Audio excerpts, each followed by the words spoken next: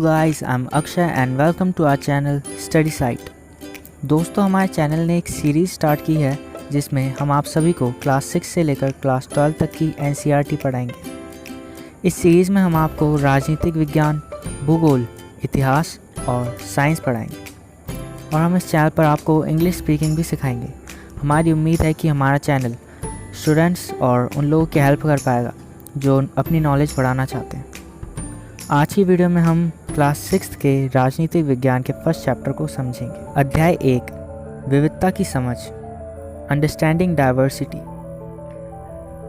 अगर हम अपने चारों तरफ लोगों को देखें तो हमें ये समझ में आएगा कि लोग एक दूसरे से कई मामलों में अलग होते हैं या फिर कहें कि भिन्न होते हैं। उनके धर्म, रहन सहन, खान पान और त्यौहार और भाषाएं भी भिन्न होती हैं। इन भिन्नताओं की वजह से ही हमारे देश भारत में विविधता है और यह विविधता हमारे जीवन को समृद्ध बनाती है।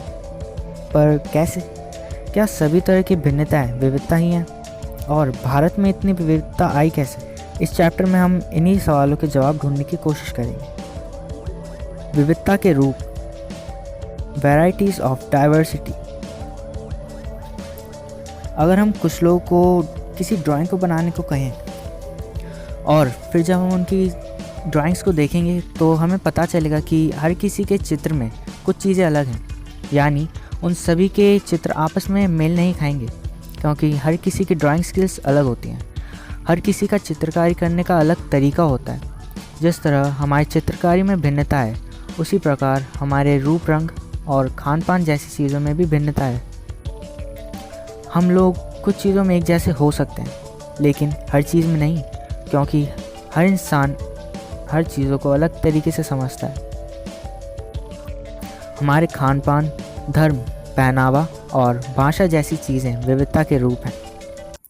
हम अपने आसपास कुछ ऐसे लोगों को देख सकते हैं जिनकी भोजन, घर और कपड़ों की ज़रूरतें भी पूरी नहीं हो पाती, पर यह विविधता का रूप नहीं है बल्कि गैर बराबरी है। गैर बराबरी का मतलब है कि कुछ लोगों के पास न तो अपॉर्चुनिटीज़ हैं, यानी ना तो अवसर हैं और ना तो पैसे जैसे साधन जो कि दूसरों के पास हैं।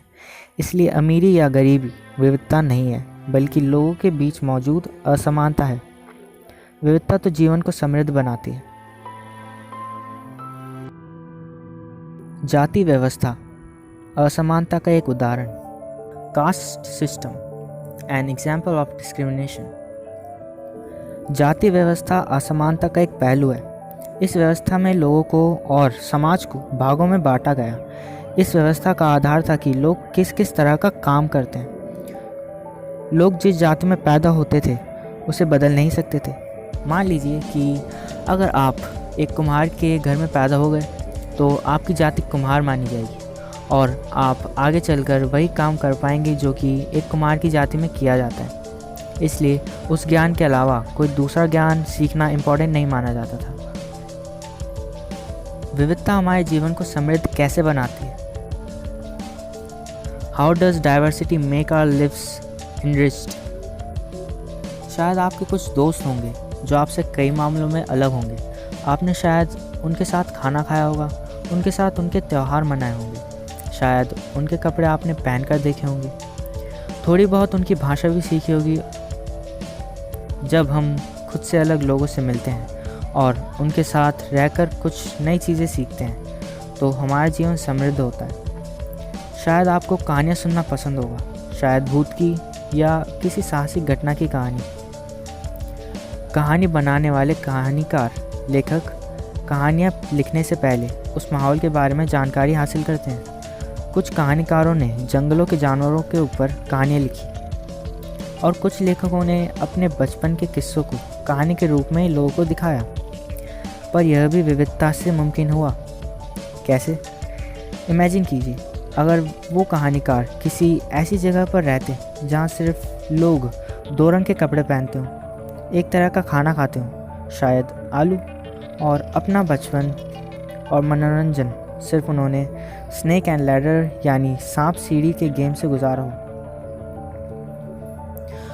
तो वो लेखक ऐसी जगह रहकर कितनी अच्छी कहानी लिख पाते। असल में वो कोई अच्छी कहानी लिख ही नहीं पाते क्योंकि समाज में कुछ अलग होता ही नहीं जिसके बारे में वो कुछ कहानी लिखते। हम विविधता को कैसे समझें? How can we understand diversity? करीब 300 साल पहले जब रेलवे, हवाई जहाज़, बस और कार हमारी लाइफ का हिस्सा नहीं थे, तब भी लोग ट्रैवल करते थे। ऑफन लोग ये यात्राएं बसने के लिए, नई ज़मीन की तलाश में और काम की तलाश में करते थे। लोग जब बसने के लिए एक जगह से दूसरी जगह जाते थे तो उनके रहन सहन में थोड़ा बदलाव आ जाता था। कुछ चीज़ें वो नई जगह के लोगों को देखकर अपना लेते थे और कुछ चीज़ों में वो पुराने ढर्रे पर ही बने रहते थे।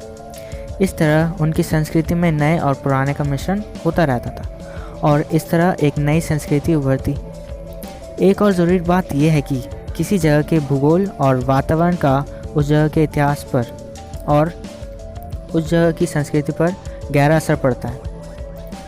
कैसे? एग्जाम्पल से समझते हैं। किसी ऐसी जगह में जहाँ बारिश ज़्यादा होती है, वहाँ भोजन के लिए चावल जैसी खेती करना परफेक्ट है, क्योंकि चावल जैसी फसल को उगने के लिए ज़्यादा पानी चाहिए। और अगर ऐसी जगह समुद्र तट के पास है तो वहाँ मछली पकड़ने का काम लोगों द्वारा किया जाना लाजमी है। भारत में ऐसी जगह केरल है।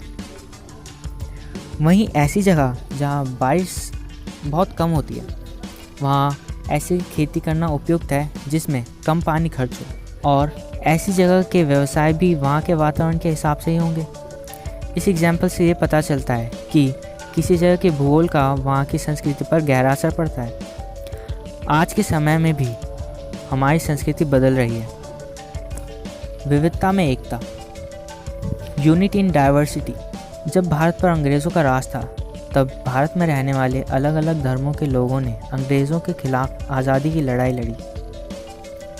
भारत के स्वतंत्रता संग्राम में अलग अलग परिवेशों के लोग शामिल थे। उन्होंने एकजुट होकर प्रोटेस्ट किया, आंदोलन किया। अंग्रेज़ सोचते थे कि वो भारत के लोगों में फूट डाल देंगे, क्योंकि भारत में काफ़ी विविधताएं हैं और उनका भारत पर राज चलता रहेगा।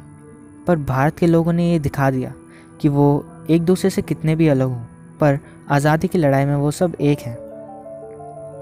उस समय जब लोग अमृतसर में एक बाग में इकट्ठे होकर सभा कर रहे थे, तब एक ब्रिटिश जनरल ने उन शांतिप्रिय निहत्थे लोगों पर खुलेआम गोलियां चलवा दी। महिला, पुरुष, हिंदू, मुसलमान और सिख, कितने सारे लोग थे जो अंग्रेज़ों की पक्षपातपूर्ण नीति का विरोध करने के लिए जमा हुए थे। इस हत्याकांड में कई लोगों की जानें गई और उससे भी ज़्यादा लोग घायल हुए। उन शहीदों की याद में ये गीत लिखा गया था। आप चाहें तो इसे पढ़ सकते हैं।